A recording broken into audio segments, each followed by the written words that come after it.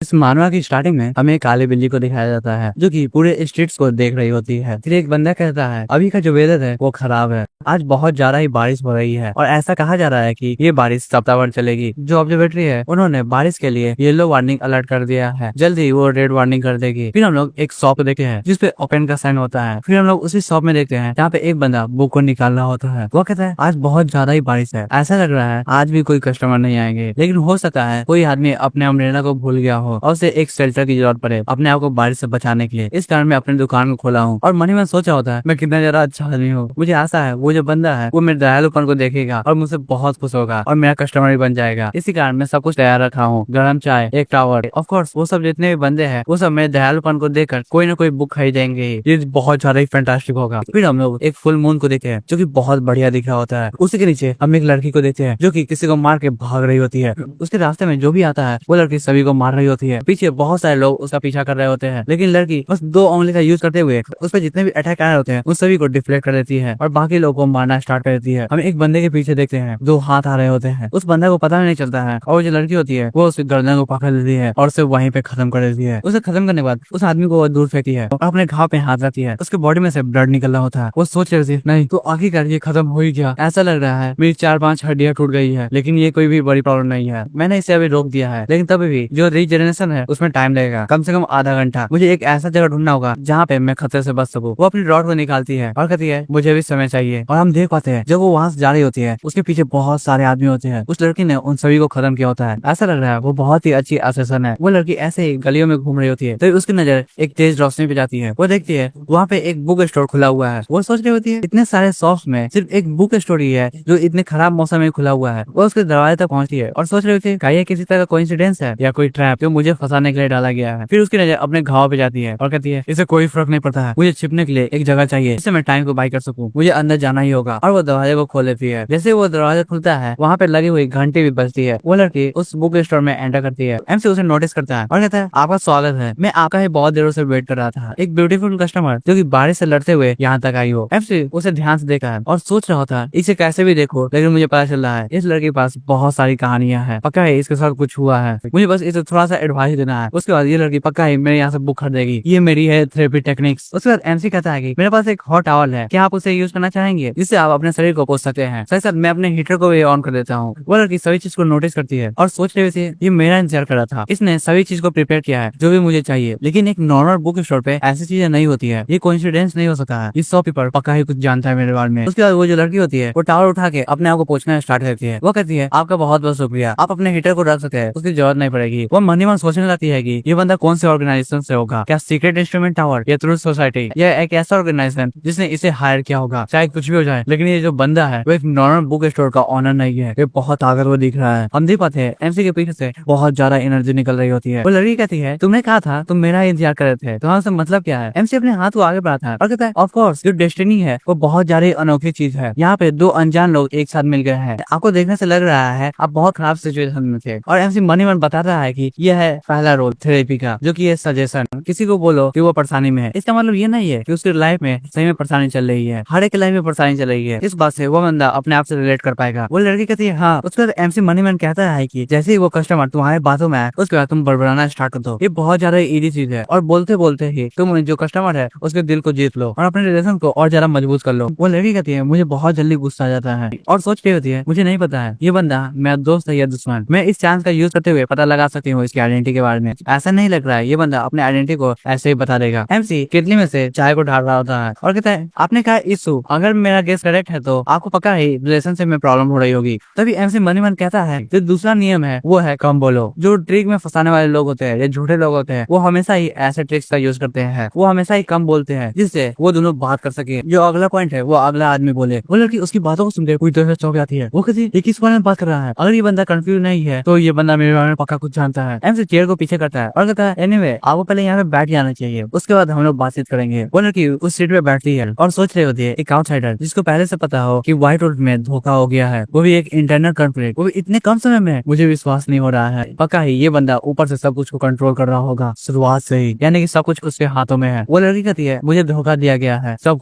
कुछ उसकी गलती है। फिर एमसी बताता है कि जो स्पाउन ऑफ द मैजिक मिरर है वो एक मैजिकल बीच का अंडा है जो कि दूसरों को सोल्स को अट्रैक्ट करता है और इसी कारण जो सालों से चलती आई कंपेनियनशिप है वो पूरी तरह से उलट पुलट हो चुकी है और लालच ने उस पर टेक ओवर कर लिया है। लोग प्रॉफिट के लिए अपने साथियों को भी मरवा देते हैं ऑर्गेनाइजेशन से एक किलर को हायर करके। ये कितने सुनने में खराब लगता है। एमसी सोच रहा होता है उस लड़की के बारे में कि बहुत ज्यादा ब्रूटल है, पक्का ही उसका जो पति होगा उसने उससे धोखा दिया होगा और ये मिस्ट्रेस बन गई होगी। स्वीट हार्ट, वाओ, ये बहुत ज्यादा इंटरेस्टिंग लग रहा है, ये तो और आसान हो जाएगा इसे एक्सप्लोर करने में। उसके बाद एमसी अपने भाषण को स्टार्ट करता है। वो कहता है एक सिक्के के दो पहलू होते हैं। मैं मान सकता हूँ कि आपको धोखा दिया गया है, लेकिन तभी भी ये आपके लिए एक अपॉर्चुनिटी है। आप किसी और आदमी से मिल सकते हैं और बातों का शुरुआत कर सकते हैं, किसी और को जान सकते हैं। वो लड़की उसकी बातों को सुनती है और सोच रही होती है ऐसा लग रहा है इसे सब कुछ पता है शुरुआत से ही, ये बंदा सही है। क्योंकि जब तक लालच रहेगा तब तक ऐसा इंसिडेंट होता रहेगा। अगली बार दूसरा रीजन होगा, दूसरा समय होगा, लेकिन सेम इंसिडेंट होगा। ये कभी भी रुकने वाला नहीं है। उसके बाद वो कहती है हाँ तुम सही कह रहे हो, मैंने सब कुछ खो दिया है, सही सर, मुझे बहुत ज्यादा चोट लगा है इस चीज से। तो इसका पॉइंट ही क्या है कि मैं दूसरे से मिलूं। एमसी उसकी बातों को सुनता है और सोच जाता है खो दिया है और चोट लगा है। वो अब मुझे समझ में आ गया, पक्का ही इस पर चीट किया गया है, इसे बहुत ज्यादा ही खराब महसूस हो रहा होगा। अगर ऐसी बात है तो मैं अपने जवान का यूज करते हुए इसे कंफर्ट कर सकता हूँ। वो कहता है ऑफ कोर्स, यहाँ पे एक पॉइंट है, अब तुम्हें पता है कौन रियल है और कौन फेक है। जिसने तुम्हें धोखा दिया है या चोट पहुंचाया है तुम उस पर थोड़ा भी दया नहीं दिखाओगी। मैं उस बास्टर्ड के बारे में बात कर रहा हूँ। यहाँ तक कि जो भी तुमसे क्लोज है तुम उस पर भी दया नहीं दिखाओगी। वो लड़की उसकी बातों को सुनकर पूरी तरह चौंक जाती है। वो सोच रहे थे कि यही कारण है जिस कारण ये बंदा मेरे लिए वेट कर रहा था। ये बंदा मेरा यूज करना चाह रहा था हंटर्स को मारने के लिए। ये चालाक है और एलिगेंट भी, ये जानता है हंटर्स के बारे में। यहाँ का जो शॉपकीपर है वो एक हाई लेवल का ब्लैक मैच है। वो कहती है तो आप क्या सोचते हैं मुझे क्या करना चाहिए। एमसी कहता है अब वो सब अपने इंसानियत को भूल चुके हैं, एक आंख के बदले आंख और एक दांत के बदले दांत। और मनी मन क्या रहता है ये है थर्ड रोल, क्योंकि ये टारगेट सिचुएशन। एमसी उस लड़की से कहता है कि तुम्हें उन जैसे लोगों पर थोड़ा भी बेरहमी नहीं बरतना चाहिए। वो मनी मन सोच रहा होता है जो कस्टमर सुनना चाहता है उसे वही कहो, यही तुम्हें अलग बनाएगा और तुम्हारे बीच का जो रिलेशन है उसे अच्छा करेगा। लड़की उस बात को सुन के पूरी तरह चौंक जाती है। वो कहती है तुम्हारा उससे मतलब क्या है कि उन्होंने अपनी इंसानियत को खो दिया है। मैंने अपने दिमाग को अभी तक प्रिपेयर भी नहीं किया है। एमसी सोच रहा होता है हाँ ये सुनने में अच्छा नहीं लग रहा है, लेकिन मुझे इससे कोई फर्क नहीं पड़ता है, अब मेरे बिजनेस की बात आने वाली है। वो कहता है मुझे लग रहा है आपको ये जरूरत है, ये किताब। और वो उस किताब को डेस्क पे मारता है। वो लड़की उस किताब को देखती है। एमसी सोच रहा होता है अच्छी बात है, मैंने पहले से रूसो का कन्फेशन पढ़ा हुआ है, एक भटकी हुई लेडी के लिए ये कहानी अच्छी होगी। एमसी उस लड़की को जो बुक ऑफर करा होता है उसका नाम है ब्लड एंड बिस्ट। वो लड़की घबराते हुए सोच रही होती है ब्लड एंड बिस्ट, मैंने इसके बारे में कभी भी नहीं सुना है, ये बंदा मुझे ये किताब क्यों दे रहा है। तो उसे लगने लगता है जैसे वो किताब खुल रहा है उससे बहुत सारे ब्लड निकले होते हैं और वो जो ब्लड है वो एक मॉन्स्टर का रूप ले लेता है जो कि उस लड़की को पकड़ रहा होता है। अगले सीन में हम देखते हैं कि बहुत सारे टेंटेकल्स उस लड़की को पकड़ लेते हैं। वो जोर से चिल्लाती है बचाओ। वो कहती है ये तो लाइकेंथ्रोपी है। हमने कहते वो लड़की यह सब चीज को इमेजिन कर रही होती है। हम लेता है कि जो लाइकेंथ्रोपी है वो एक पावर है जो कि खून में होता है। जो ताकत है हंटर्स का वो आता है ड्रीम बीस्ट से। वो अलग अलग जानवर से या अलग अलग ताकतवर इंसानों से खून लेते हैं और अपने आप में इंजेक्ट करते हैं जिससे वो ताकतवर बन सके। जितना अच्छा खून होगा उतना ताकतवर वो हंटर बनेगा, लेकिन इसका साइड इफेक्ट भी है। पर ये जो बंदा है वो खून को कंट्रोल कर सकता है। जिस चीज पे हंटर रिलाई करते हैं वो बंदा उसके पूरे पावर स्ट्रक्चर को जानता है। मुझे विश्वास नहीं हो रहा है। वो लड़की उस किताब को ले लेती है और कहती है तो यह है जो तुम मुझसे चाहते थे। एमसी कहता है हाँ मैं चाहता था कि आप ये करें, आपको पछताने की जरूरत नहीं है, आप अपने आप को पूरे ऑनेस्टली फेस करें। वो सोचता है कि इससे कोई फर्क नहीं पड़ता है वो कितनी ज्यादा स्ट्रॉन्ग दिख रही है, लेकिन एक लड़की जिसका दिल टूट गया है वो बहुत ज्यादा ही नाजुक होती है। मुझे अपने शब्दों से उसे कंफर्ट करना होगा। उसके बाद मैं जो बुक रिकमेंड कर रहा हूँ उस लड़की को खरीदना होगा। उसे देखने पे लग रहा है ये अभी रोने ही वाली है। हम देखते हैं वो जो लड़की होती है वो सही में रोने वाली है, लेकिन दिल टूटने के कारण नहीं, वो एमसी से बहुत ज्यादा डर रही थी। उसे लग रहा है एमसी बहुत ताकतवर है। एमसी उस लड़की के पास आता है और कंधे पे हाथ रखता है। वो सोच रहा होता है कि मुझे बस कुछ कोड का यूज करना होगा जिससे मैं इसके सेल्फ कॉन्फिडेंस को बढ़ा दूंगा। और वो बोलना स्टार्ट करता है जब भी ट्रम्पेट का आवाज बजेगा तब मैं तुम्हारे सामने आ जाऊंगा इस बुक को लेकर और जोर से चिल्लाऊंगा जो मैं चाहता हूँ, अपने विचारों को कहूंगा। एमसी ये सब बातों को कह रहा होता है, लेकिन उस लड़की को लग रहा होता है एमसी एक एन्चांटमेंट कर रहा है और उसे कंट्रोल करने की कोशिश कर रहा है। फिर एमसी कहता है कि सभी के पास अपना एक डिजायर होता है जो वो करना चाहते हैं, क्या तुम्हारे पास नहीं है। एमसी मन में सोच होता है चिंता करने की कोई जरूरत नहीं है, दूसरों को कंफर्ट करना मेरी स्पेशलिटी है। वो कहता है कि तुम्हें उसे कंफर्ट करना चाहिए, मेरा भरोसा करो तुम्हारा दोबारा जन्म होगा। और उसके बाद वो कहता है कि ये चौथा नियम है डिसिसिव कंक्लूजन, जैसे ही कस्टमर तुम्हारे बातों में आए और इमोशन में बह जाए तब तुम उसे एक सही रास्ता दिखाओ। वो लड़की घबराई होती है। एमसी बताता है कि आप उसी के कॉन्फिडेंस का यूज करते हुए उसके प्रॉब्लम को सॉल्व कर लेना। तो क्या तुम बच्चे समझ गए हो मैं क्या कह रहा हूँ। फिर एमसी चाय का कप उठाता है और कहता है ठीक है एक नई शुरुआत के लिए चीयर्स। वो लड़की भी एमसी से चीयर्स करती है और कहती है आपके गाइडेंस के लिए बहुत बहुत शुक्रिया, मैं आपकी बात को फॉलो करूंगी। और जल्दी ही उस गर्म चाय को पी लेती है। एमसी चौंकते हुए देख रहा होता है और डैम, और कहता है ओह वो तो बहुत ज्यादा ही गर्म पानी था, तुमने सही में उसे पी लिया, मैं तो बस तुम्हारे पेट को गर्म करना चाह रहा था। ऐसा लग रहा है वो एकदम सही है।